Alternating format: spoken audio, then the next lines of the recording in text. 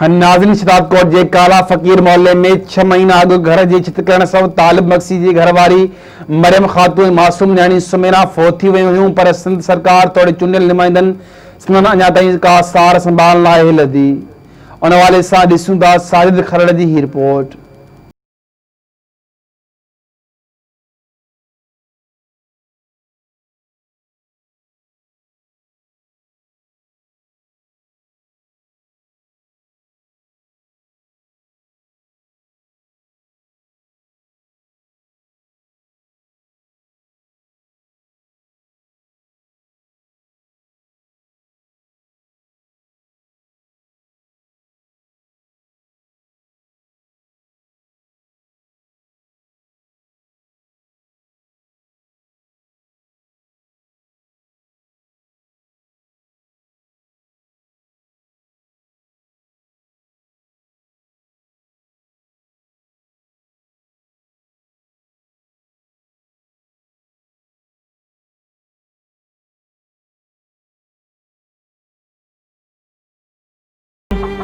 असी शहदादकोट के काले फ़कीर मकान महले में जीप ड्राइवर तालिब मक्सी के घर में मौजूद आयूँ, जिते 6 महीना अॻु बरसात सबब हिन जे घर की छित किरी पई ऐं उन छित के मुलबे हेठां अची हिन जी घरवारी ऐं मासूम न्याणी फौत थी वई हुई, जंहिंजी 6 महीना गुज़री वञण बाद भी सरकार पारां मदद न थी सघी आहे।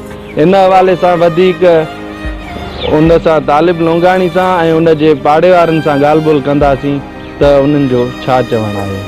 महीना थी विया हिन वाक़े खे। मुंहिंजो घरवारी भी गुज़ारे वियो, मरियम ख़ातून सुमेरा नाले मुंहिंजो न्याणी गुज़ारे वियो। सरकार खे अर्ज़ आहे, मुंहिंजो कोई भी मदद न थियो। वज़ीर आला खे, वज़ीर आज़म खे, कंबर शहदादकोट DPO साहिब खे अर्ज़ आहे, मुंहिंजो मदद कयो वञे। मां गरीब आहियां, मजबूर आहियां, नंढा ॿार आहिनि, 6 ॿार आहिनि मुंहिंजे गिची में, हिन कमाइण वारो कोई कोन्हे। मां सां महिरबानी थियो वञे। बसि ओड़े पाड़े वारा अलाह नाले सां अची ॾियनि था को टिकी मानी, एॾे हिसाब सां 3 पासे तो हाल न आहे पंहिंजे थर जो। 2 न्याणियूं 3 पुट आहिनि। थिए थो बसि ओड़े पाड़े वारनि जो महिरबानी आहे, को ख़ुदा नाले ते टिकी ॾियनि था। ॿियो असांजो हाल न आहे। मतलब मां पाण कुराड़ो थी वियुमि, नथो ॾिसी सघां। बसि बचा आहिनि गिची में, घर में पियो आहियां। हिते शहर जो को मोज़िज़ माण्हू अहिड़ो हुयो जेको वीचारो भॻो टुटो हेॾे होॾे, बसि पोइ कंहिं हिन जी उन मदद करे हिनखे जॻह जेको आहे इहा ठाराए ॾिनी। मां त न ॾिठोसीं कंहिंखे अहिड़े कंहिं सरकारी ऑफिसर खे या कंहिं सरकारी माण्हू खे त को कंहिं कई हुजे हिन सां मदद।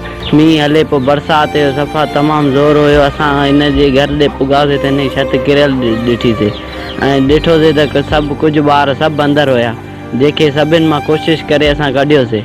नेठ हुन जी घरवारी ऐं हुन जी अदड़ी हुई अंदरि, उनखे बि असां ॾाढी कोशिशि कईसीं कढण जी। नेठ अलाह जी ॻाल्हि आहे, हुन में उहे गुज़ारे विया। मदद थी सघी आहे न हिन महिल ताईं का बि सरकारी हमलदार न कोई आयो आहे, सरकार जो माण्हू हिन जी कश मदद करण लाइ। असां हिन वाक़े बाबति इहे चवंदासीं त हिन ग़रीब सां हिनमहिल ताईं का सरकारी तौर मदद न आहे थी।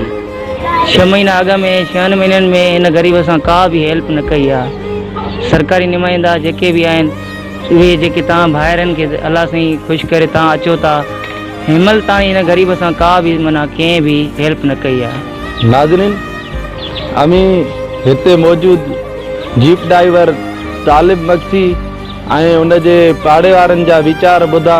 उन्हनि जो इहो ई चवणु आहे त बरसाति सबबु हिन जे घर जी जेकी छित किरी पई ऐं उन जी घरवारी ऐं मासूम न्याणी जेकी फौत थी वई, उन खां पोइ जेको आहे सरकार पारां हिननि जी 6 महीना गुज़रण बावजूद बि जेको आहे मदद न थी आहे ऐं हिननि सरहदी वारनि ऐं हुकूमत खां जेको आहे मदद जी अपील कई आहे। कैमरामैन गुलाम अली मंगणार सां गॾु साजिद ज़मीर खरल, मेहरान TV न्यूज़, शहदादकोट।